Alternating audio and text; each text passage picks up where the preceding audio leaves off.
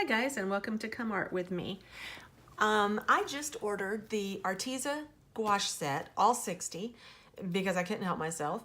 And so I thought I'd do a quick review. A lot of people have been asking about them, but I like Arteza. I think it's a good middle of the road brand.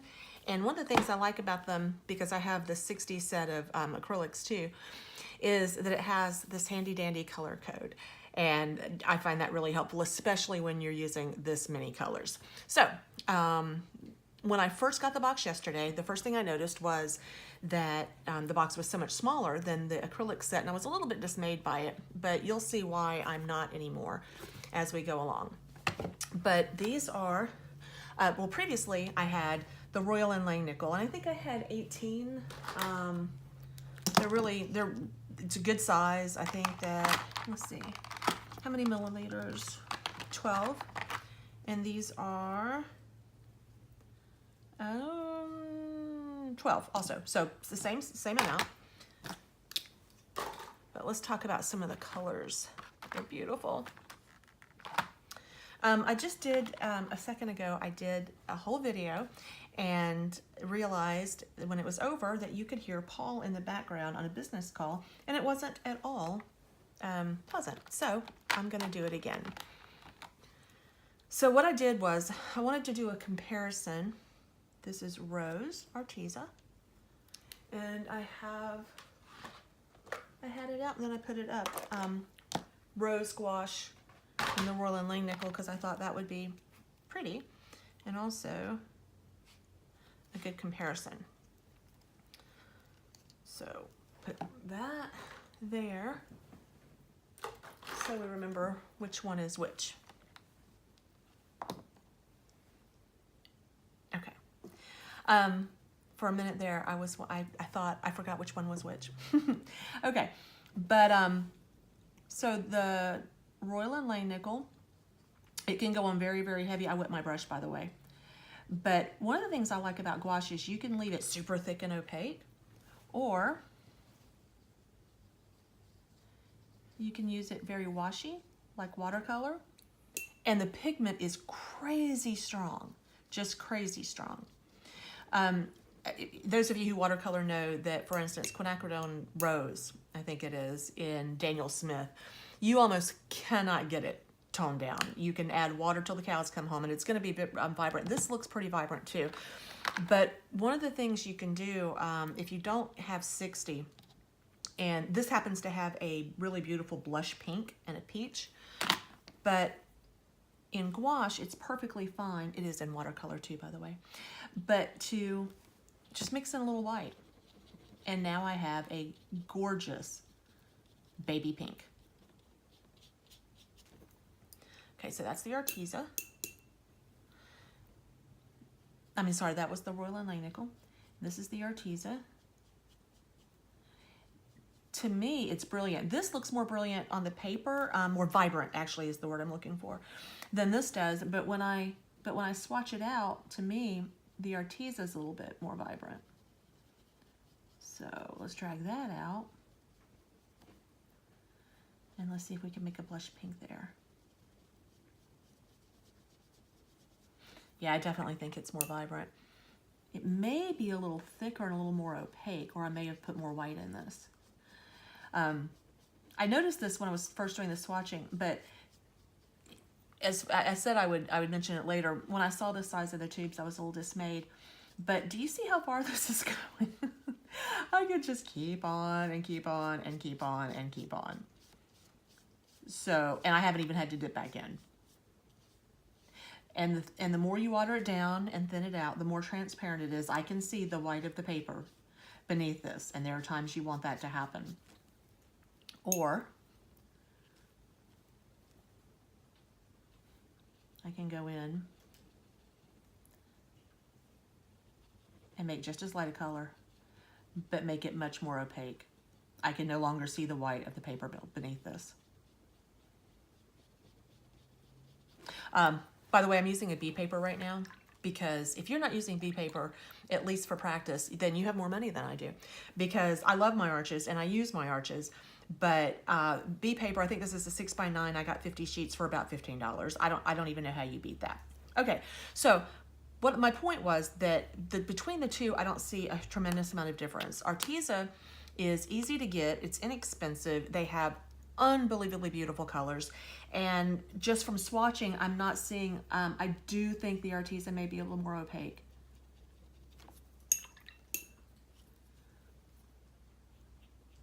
It's definitely more opaque. But the Arteza, to me, is more brilliant. I think this is a prettier rose. I'm not sure I have another color I can do an exact comparison with. Let's see, where are my blues? This is a... Oh, the Arteza 60 set also has like gold, silver. It's got a silver. What do I have? It's got sky blue and pearl colors. I'm looking for some pale green. I think I have a pale green. I do. Okay. So pale green in Royal Langnickel and a pale green in Arteza. Let's see. My brushes are filthy. And so are my nails. I have been watercoloring, using acrylics, using gouache, using pastels, and everything under the sun. And it's so funny because for my entire life, I had perfectly manicured hands. And now, yep, I'm going to say the Arteza is brilliant just out of the box this time.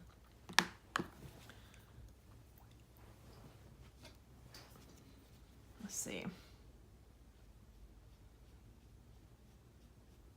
Very opaque. Oh, absolutely. The Arteza is, without a doubt, the more brilliant color.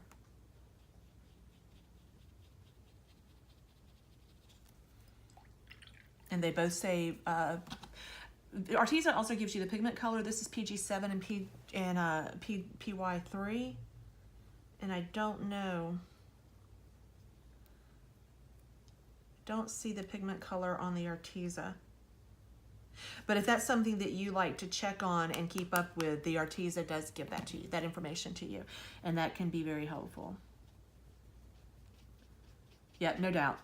Now this is a pretty color, don't get me wrong. This is actually a really nice green. But this is more brilliant. Actually, I can't wait to use this. This is stunning. And more opaque. Which is interesting because I think that pink, I wonder if I got those confused.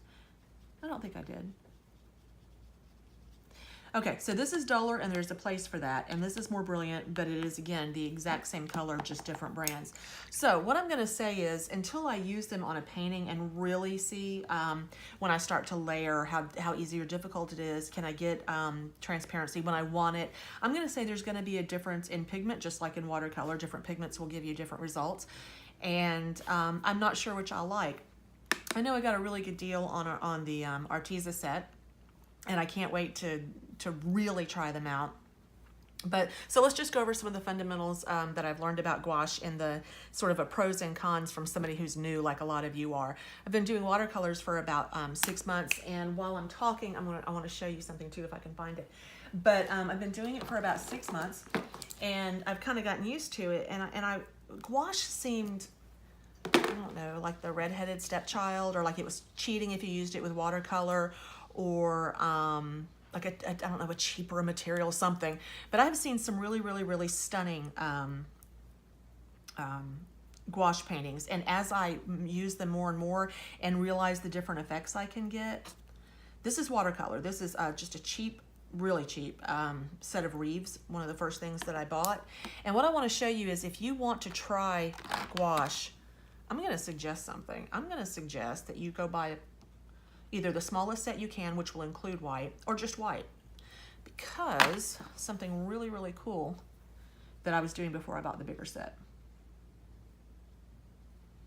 Okay.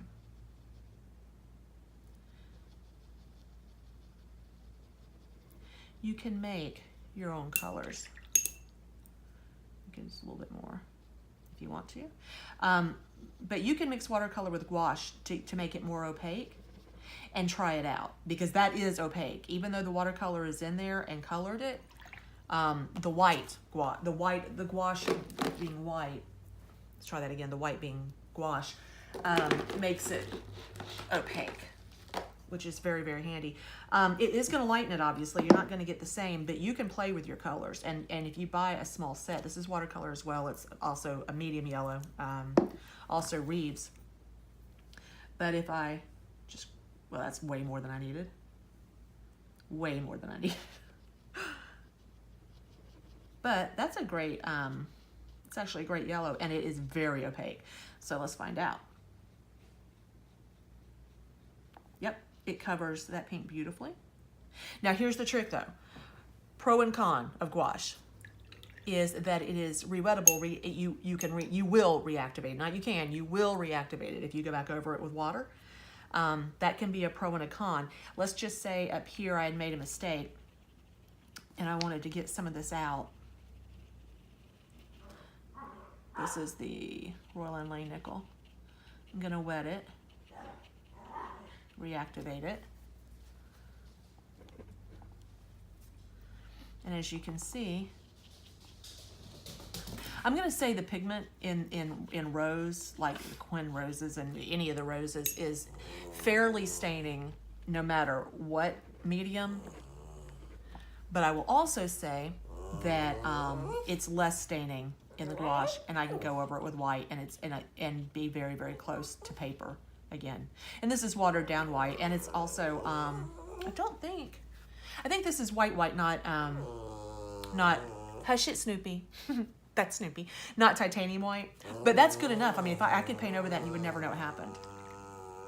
So the pro and the con is the same thing as it often is in any medium, watercolor or anything else, in that I can lift, will lift, and I'm used to doing layers, lots and lots and lots of light layers in watercolor, and you can do some of that carefully with gouache, but wow, look at that. Okay, so if I were painting over that, maybe it was a leaf and I wanted to add some detail, or I wanted to glaze the yellow over it, get some depth, or any number of things, you have to be super careful and super aware of the qualities of gouache, because if you're not very, very careful, what you're going to end up doing is lifting it. So work lean to fat. Just keep that in mind, so that maybe your lighter washy colors go on bottom, and then you build up to thicker, because if I go over it, that was with water, but if I go over it with straight gouache, it's very, very wet. But if I go over it with straight gouache, it's not going to, that's still wet too. It has to dry completely. Let's just put it that way. You need your first layers to be completely dry, and then you can go over it. And if you can use it straight out of the tube, so pre-mix it and get the color you want. I often mix on the paper. That's not an option here, but I can go over it with another layer. I'm really not a fan of that one. I think the paper's, there we go. The paper's still a little bit wet, but you have to be very careful or you will create mud, which is what I did on that Monet-inspired painting I was working on. I think that's under here. Let's see if I can pull it out. This was one of my first experiments. I hope this shows up on camera, with gouache. And I was just playing around with it, the first video I did, and looking at it in the light, because it's one of the first things I did, I can see a lot of the problems. With watercolor, it would not have been this flat, first of all. But by the way, good tip and trick, gouache photographs beautifully. It's why people used to do it for illustrations. So in person, I'm looking at it and it looks muddy and flat, and that's partially my fault because I didn't understand the properties of gouache, and it was a hot mess to begin with. I kind of like where it was going, and I understand what I was doing, but I would know how to do it better this time. But anyway, I was practicing, seeing what the new gouache would do, and I may actually finish it up because I can go back over this. Gouache goes really, really, really well. I love the way it works with acrylics. So that may be something you want to look into. But anyway, you may have some questions that I didn't cover here. I don't want it to go too long. Let me know. Thanks, but come art with me.